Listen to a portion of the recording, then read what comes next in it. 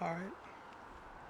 So, how do you see the evolution of transhumanism?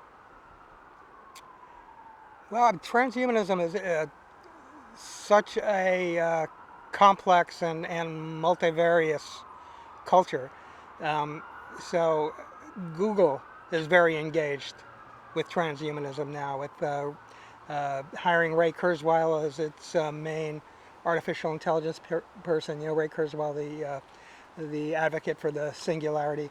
Um, they have life extension programs going on right now. I mean, they have all kinds of programs, and DARPA, the United States military, is very transhumanist, and they're working on non-biological life. They're working on cryonics. They're working on hyper longevity. So I mean, there's this very mainstream aspect of transhumanism that often doesn't even like to call itself transhumanism.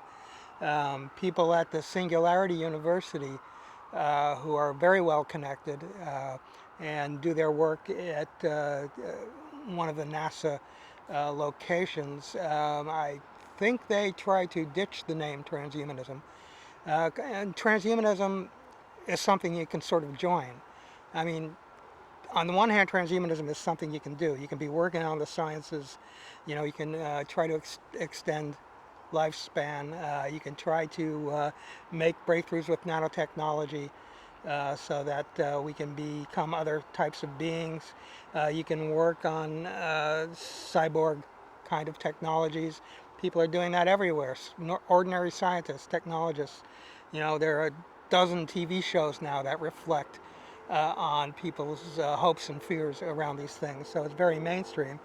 And then I mean, there's the nuts, you know, or the enthusiasts and the people who come to conferences like this. Most of them are just regular people, maybe a little more middle class than average, but regular people generally who generally come from that sort of geek hacker nexus, and they just want to see stuff happen. And they'll sort of contribute in whatever way they can by their enthusiasm. And also, I mean, it's a place for advocacy for the freedom to do whatever you want with your mind and body. The fundamental issue of this age, the nexus of liberty really is no longer with property, but it's with the body itself. And it's with the being able to defend your own mind against invasion. It's everything is surveilled, your most intimate thoughts and so forth.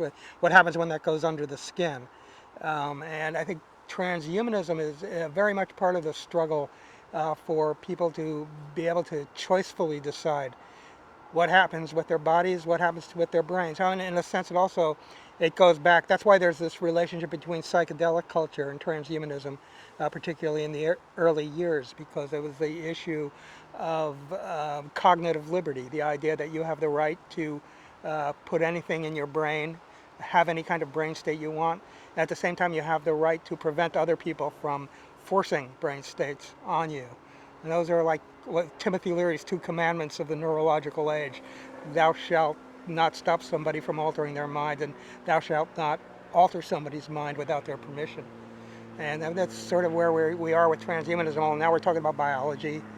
Um, we're possibly talking about disembodiment in the far future.